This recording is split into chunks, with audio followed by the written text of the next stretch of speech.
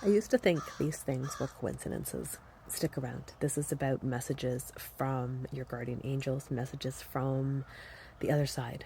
Okay, I never understood this before, but now I do. Stick around to the end because maybe this is the message you need to hear. So I had a call today from somebody near and dear to me who was losing their mind. They were having a meltdown because somebody at work is just not a nice person. They're very unkind and they like to belittle people and they like to make you try and feel like crap.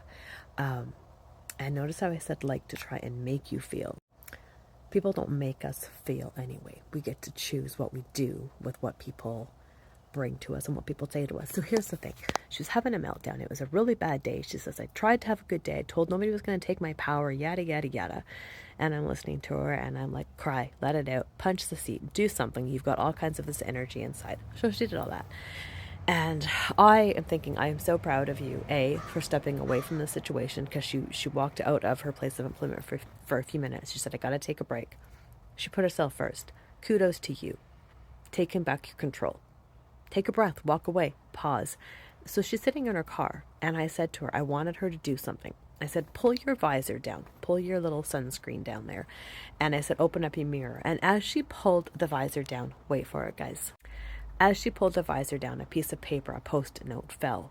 I had no idea what was on that post-it note. And she starts to laugh. I said, what is that?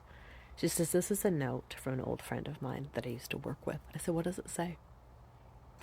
She said, it says, you can do this.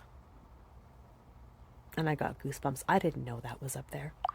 I was going down this route for another thing. I wanted her to look in the mirror and recognize and tell herself that she is so strong and she is taking back her power.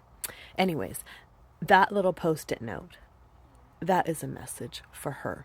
I didn't know what was there, but I know she has guardian angels out there watching out for her. They knew what was there, and they knew somehow, some way, they needed to get this message to her. And that's how it got to her. Call me crazy, call it a coincidence. I don't believe in coincidence anymore. So I said to her, ooh, coincidences. I said to her, I said, just take a second and look up and say thank you.